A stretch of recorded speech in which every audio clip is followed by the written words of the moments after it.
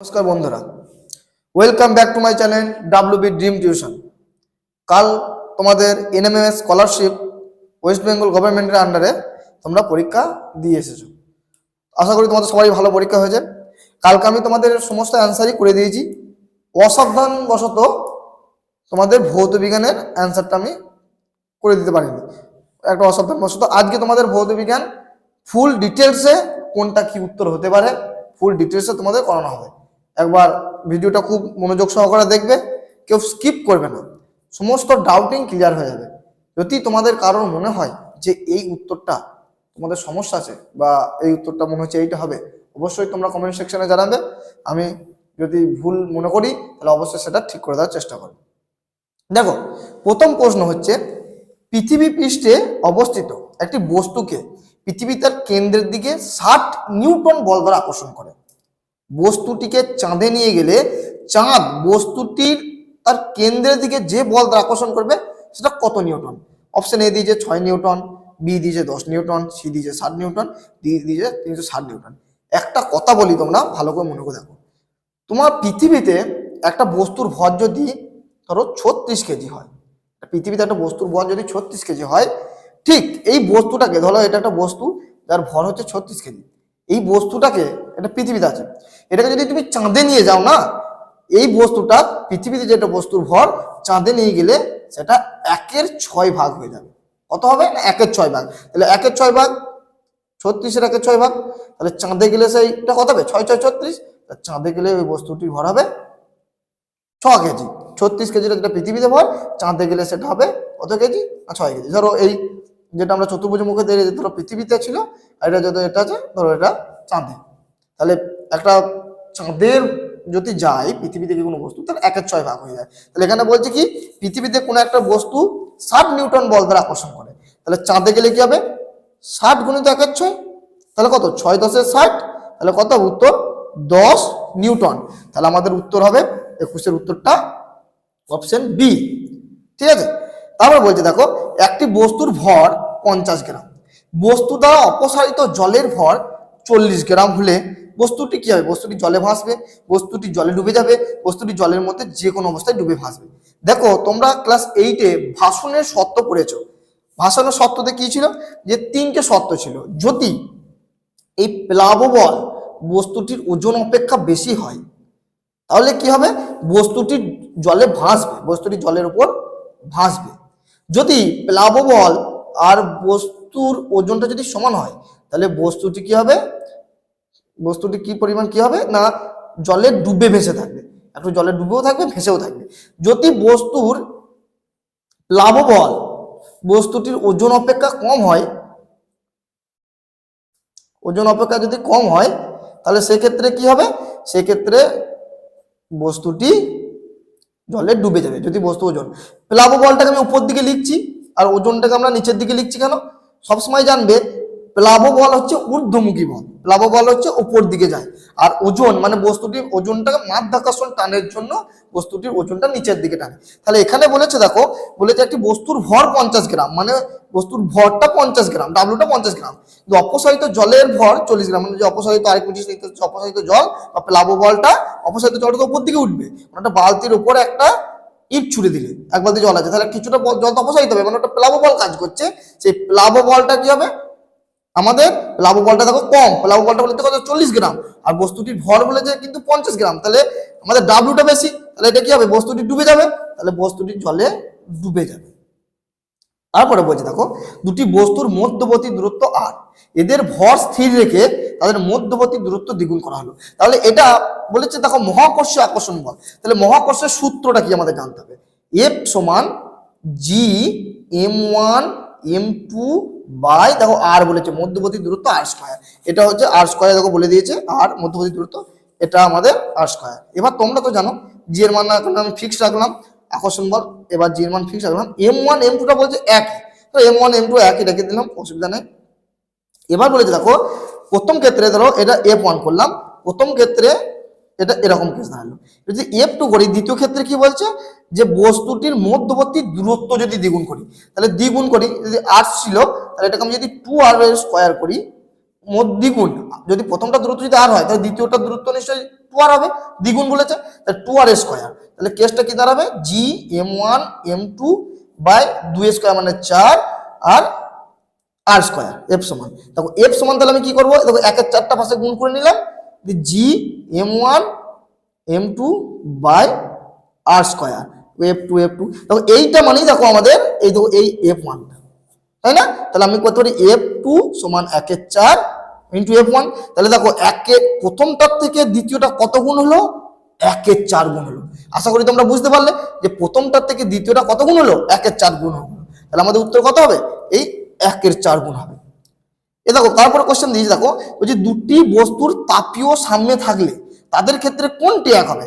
মনে রাখবে দুটি বস্তুর তাপীয় সাম্য যদি থাকে তাহলে তাদের তাপমাত্রাটা কিন্তু এক হয়ে যাবে। দেখো এই তাপমাত্রাটা কিন্তু একই থেকে যাবে, তাপমাত্রাটা একই থেকে যাবে কেন, কারণ বস্তুর তাপীয় সাম্য এবং তাপমাত্রা সবসময় মৌলিক, একে অপরের মৌলিক, ঠিক আছে, সবসময় একে অপরের মৌলিক, সবসময় মৌলিক এরা। তার জন্য তাপমাত্রা কি হবে, তাপমাত্রাটা তোমাদের একই থেকে যাবে। তাহলে উত্তর হচ্ছে এইটা। তাহলে দুটি বস্তু তাপীয় সাম্য থাকলে তাদের ক্ষেত্রে কোনটি একই থাকবে, উত্তর হবে তাপমাত্রা একই থাকবে। আশা করি তোমরা বুঝতে পারলে। দেখো 22-এর প্রশ্নটা দেখো, 22-এর প্রশ্নটা কি বলেছে, বলছে কোন ভৌত রাশির মধ্যে কোনো একক নাই। সবাই জানো যে আপেক্ষিক গুরুত্বের কোনো একক নেই। ভরের একক জানো তোমরা গ্রাম কিলোগ্রাম, চাপের একক নিউটন পার মিটার স্কয়ার, ডাইন পার মিটার স্কয়ার মানে পাস্কাল। বেগের একক কি, বেগের একক হচ্ছে মিটার পার সেকেন্ড বা সেন্টিমিটার পার সেকেন্ড, মানে বেগ মানে সরণ বাই সময়। আপেক্ষিক গুরুত্বর কিন্তু কোনো একক হয় না, এটা একটি এককবিহীন রাশি। তাহলে আপেক্ষিক গুরুত্ব কি, আপেক্ষিক গুরুত্ব হচ্ছে একটি এককবিহীন রাশি এবং মাত্রাহীন রাশিও বলতে পারো। এটা এককবিহীন, তার একক নেই, তার মাত্রা থাকবে কি করে, এটা এককবিহীন রাশি। এবার বলছে দেখো, বলছে কোন নিচের কোন ক্ষেত্রে রাসায়নিক শক্তি তড়িৎ শক্তিতে রূপান্তর হতে হয়। একটা কথা মনে রাখবে, রাসায়নিক শক্তি তড়িৎ শক্তিতে কনভার্ট হয়, তড়িৎ শক্তিতে কনভার্ট হয় কিসে না, ব্যাটারিতে। রাসায়নিক শক্তি তড়িৎ শক্তিতে রূপান্তরিত হয় কার উদাহরণ, রাসায়নিক শক্তি তড়িৎ শক্তি রূপান্তর ব্যাটারিতে। আর তড়িৎ শক্তি রাসায়নিক শক্তিতে রূপান্তরিত হয় কিসে, তড়িৎ শক্তি রাসায়নিক শক্তিতে রূপান্তরিত হয় না বৈদ্যুতিক মোটরে। বৈদ্যুতিক মোটরে তড়িৎ শক্তি রাসায়নিক শক্তিতে রূপান্তরিত হয়, আর রাসায়নিক শক্তি তড়িৎ শক্তিতে রূপান্তরিত হয় কি, ব্যাটারি। তাহলে এখানে দেখো যে বলছে নিচে রাসায়নিক শক্তি তড়িৎ শক্তিতে রূপান্তরিত হয় কি না ব্যাটারি, ব্যাটারি মানে তো তড়িৎ কোষ।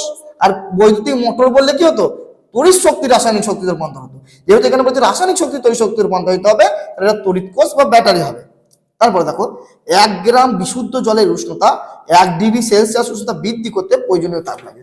এটা শোনো, তাপের একক আমাদের কি জানি, তাপের সিজিএস একক ক্যালোরি, এসআই একক জুল। তাহলে ক্যালোরির সংজ্ঞা কি, 1 গ্রাম বিশুদ্ধ জলের উষ্ণতা, দেখো এটা ক্যালোরি বলেই দিয়েছে। দেখো ক্যালোরির আমাদের সংজ্ঞা কি, 1 গ্রাম বিশুদ্ধ জলের উষ্ণতা 1 ডিগ্রি বৃদ্ধি মানে 1 ডিগ্রি সেলসিয়াস বৃদ্ধি করতে যে পরিমাণ তাপ লাগে তাকে 1 ক্যালোরি বলে। আর 1 গ্রাম 1 কেজি ভরের বা 1 কেজি ভরের জলের উষ্ণতা কি হবে, 1 কেজি ভরের জলের উষ্ণতা 1 কেলভিন উষ্ণতা বৃদ্ধি করতে যে পরিমাণ তাপ লাগে তাকে বলবে 1 জুল। তাহলে এখানে তো আমরা বলেই দিয়েছে যে 1 গ্রাম বিশুদ্ধ জলের উষ্ণতা, 1 গ্রাম ভরের বিশুদ্ধ জলের উষ্ণতা 1 ডিগ্রি সেলসিয়াস উষ্ণতা বৃদ্ধি করতে যে পরিমাণ তাপ লাগে তাকে কি বলবো, 1 ক্যালোরি বলবো। আর এটা হতো 1 কেজি ভরের বিশুদ্ধ জলের উষ্ণতা 1 কেলভিন বৃদ্ধি করতে যে পরিমাণ তাপ লাগে তাকে আমরা 1 জুল বলতাম। তাহলে এটা উত্তর হবে আমাদের কত, 1 ক্যালোরি। আমাদের সংজ্ঞাতে আছে 1 ক্যালোরি সংজ্ঞা, তোমরা যারা জানো তারা অবশ্যই এটা উত্তর করে পেরেছো। বিশুদ্ধ জলে নুন মেশালে জলের স্ফুটনাঙ্ক। একটা কথা বলি দেখো, একটা কথা সবসময় মনে রাখবে যে বিশুদ্ধ জল, ধরো এই পাত্রে আছে তোমাদের বিশুদ্ধ জল, আর এই পাত্র আছে লবণ মিশ্রিত জল, এই পাত্র আছে নুন জল, এই পাত্র আছে বিশুদ্ধ জল। এবার জানবে তোমাদের বিশুদ্ধ জলে কিন্তু ঘনত্ব কিন্তু নুন জলের অপেক্ষা কম। তাহলে নুন জল যখন একটা বুঝতেই পারছো, একটা জলের একটা সিম্পল জল আর একটা জলের মধ্যে নুন বা চিনি মিশিয়ে দেওয়া হলো, তাহলে তার গাঢ়ত্ব বা ঘনত্বটা চেঞ্জ হয়ে যাবে। তাহলে ঘনত্বটা তো আমাদের বেশি হবেই, তাহলে যার ঘনত্ব বেশি হবে তার স্ফুটনাঙ্ক বেশি হবে। তাহলে আমাদের বিশুদ্ধ জল আর নুন জলের মধ্যে কার ঘনত্ব বেশি? নুন জলের ঘনত্ব বেশি। তাহলে এটা কি বলেছে যে বিশুদ্ধ জলে নুন মেশালে জলের স্ফুটনাঙ্ক কি হবে? অবশ্যই বাড়বে, অবশ্যই বাড়বে, বৃদ্ধি পাবে। তারপরে বলেছে দেখো, একটি লোহার বলকে একটি তরলে নিমজ্জিত করা হলো। বেশ, একটি লোহার বলকে তরলে নিমজ্জিত করা হলো। এটা আমি তাহলে একটা ছবি আঁকি। তরল আছে ধরো, একটা লোহার বলকে তরলে নিমজ্জিত, নিমজ্জিত মানে ডুবানো হলো। বেশ, নিমজ্জিত করা হলো। লোহার বলের উপর তরল যে ঊর্ধ্বমুখী বল প্রয়োগ করে, ঊর্ধ্বমুখী বল মানে কি? প্লাব বল। এই লোহার বলের উপর প্লাব বল, ঊর্ধ্বমুখী বল, ঊর্ধ্বমুখী বল প্রয়োগ করে। তার মান নির্ভর করে, তার কি উপর মান নির্ভর করে? এই তরলের ঘনত্বটার উপর, তরলের ঘনত্বটার উপর নির্ভর করবে এর মানটা। তাহলে উত্তর কি হবে? তরলের ঘনত্বের উপর। দেখো অপশন কোথা আছে? অপশন আছে তরলের গাঢ়ত্ব। গাঢ়ত্ব মানেই তো ঘনত্ব, ঘনত্ব মানে কতটা গাঢ় আর কি, মানে একটা জলের মধ্যে নুন মেশাচ্ছ, এই যে কতটা গাঢ় হচ্ছে নুন মেশানোর ফলে জলটা, মানে ঘনত্বটাকে বোঝাচ্ছে। তাহলে উত্তর হবে তরলের ঘনত্বের উপর বা তরলটির গাঢ়ত্বের উপর। দেখো তারপরে 30 নম্বর প্রশ্ন। দেখো 30 নম্বর প্রশ্ন বলেছে, স্বাভাবিক চাপে 0°C উষ্ণতায় 1 গ্রাম বরফকে 80 ক্যালোরি তাপ প্রদান করা হলো। উৎপন্ন পদার্থটির নাম ও উষ্ণতা হবে। আচ্ছা, এটা তো খুবই সোজা, উৎপন্ন পদার্থটির নাম হবে জল 0°C উষ্ণতায়। তোমরা সবাই জানো যে বরফ গলনের লিন তাপ কত? 80 ক্যালোরি পার গ্রাম, 80 ক্যালোরি পার গ্রাম। এটা তোমরা যারা এই সংজ্ঞাটা জানো বা এরকম কোশ্চেন দেয় দেখবে, বরফ গলনের লিন তাপ 80 ক্যালোরি পার গ্রাম বলতে কি বোঝো, যারা এই সংজ্ঞা পারবে তাদের এইটা অসুবিধা হওয়ার কথা নয়। ঠিক আছে, তারপর দেখো বলে যে 1000 গ্রাম ভরের একটি বস্তুকে 1 মিটার প্রতি সেকেন্ডে, মানে 1 মিটার পার সেকেন্ড, প্রতি সেকেন্ড মানে 1 মিটার পার সেকেন্ড ত্বরণ সহ সমত্বরণে গতিশীল করলে প্রযুক্ত বলের মান কত?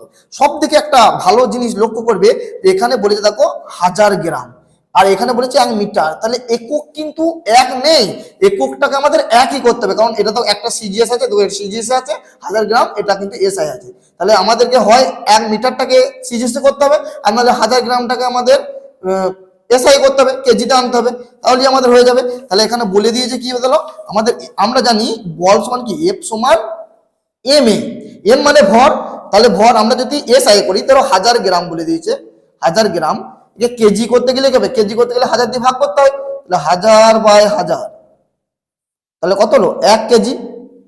1 কেজি।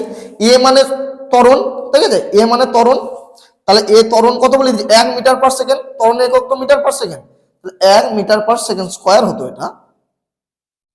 বেগ সমান, বেশ, ত্বরণ সমান বেগ বাই সময়, তাহলে এখানে ভুল দিয়েছে, 1 মিটার প্রতি সেকেন্ড হতো না, 1 মিটার প্রতি সেকেন্ড স্কোয়ার হতো, তাহলে 1 মিটার পার সেকেন্ড স্কোয়ার।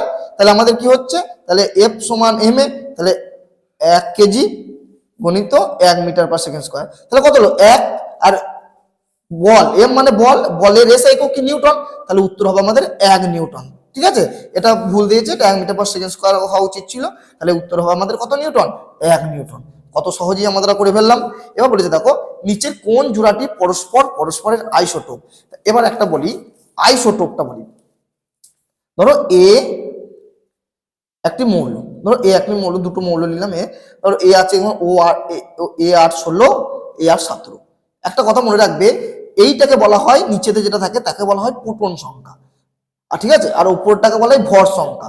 ভর সংখ্যা মানে হচ্ছে প্রোটন সংখ্যা প্লাস নিউটন সংখ্যা, এটাকে বলে ভর সংখ্যা, এটাকে বলে প্রোটন সংখ্যা। তাহলে এটা ভর, এই ভর সংখ্যাটা প্রোটন সংখ্যা প্লাস নিউটন সংখ্যা।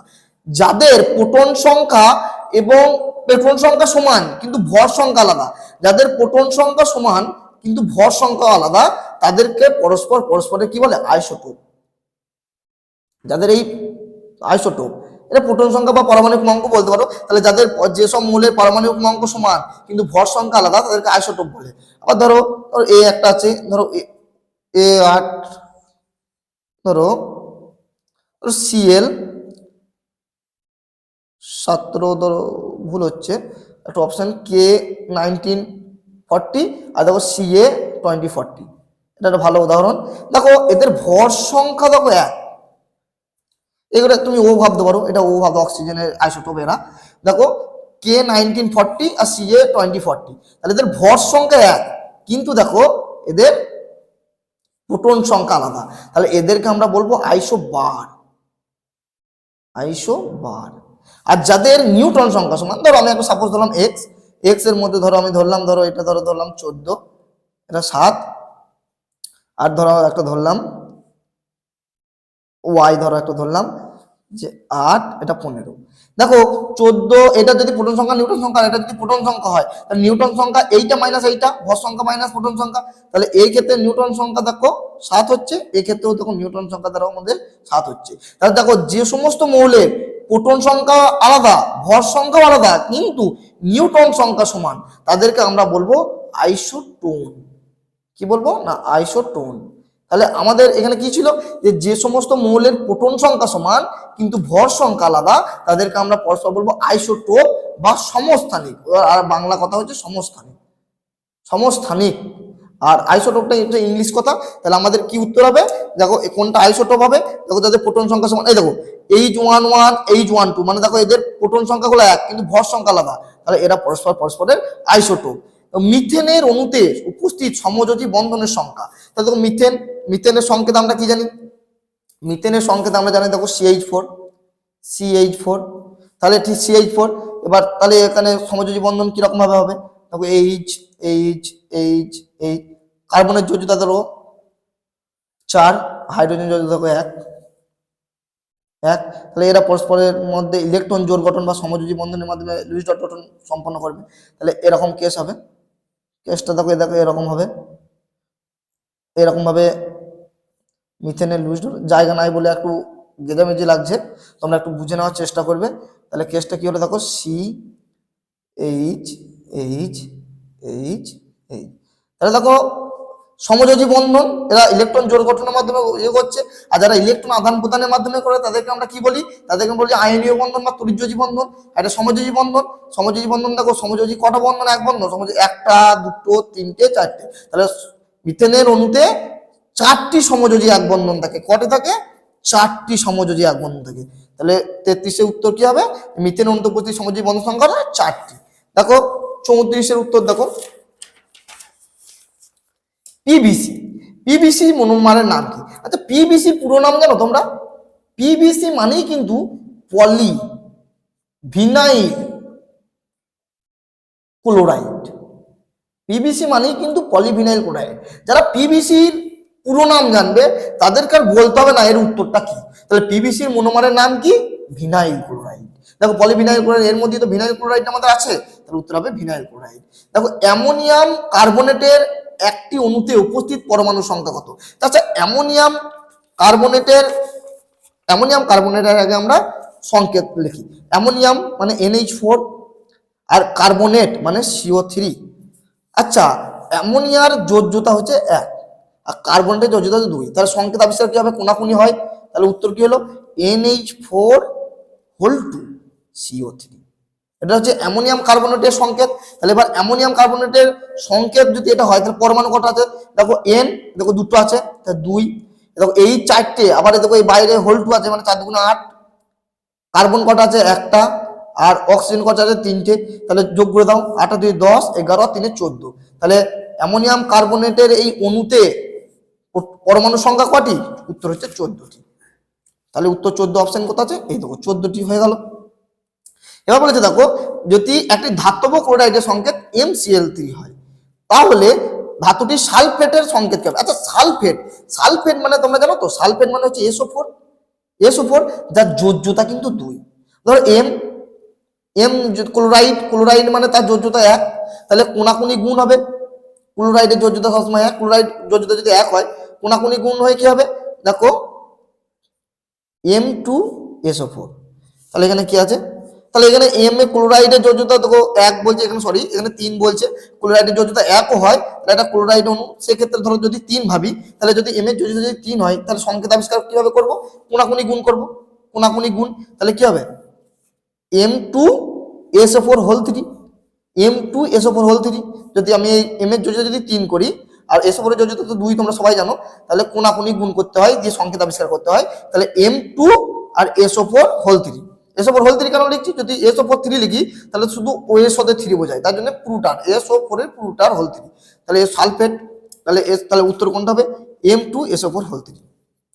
M2SO4 দেখো বলছে লোহার চামচের ওপর ইলেকট্রোপ্লেটিং দ্বারা নিকেলের প্রলেপ দেওয়া হলো, মানে কিছুর ওপর কিছুর যদি প্রলেপ দেওয়া হয়, একটা কথা মনে রাখবে। দেখো এখানে বলছে যে যদি ধরো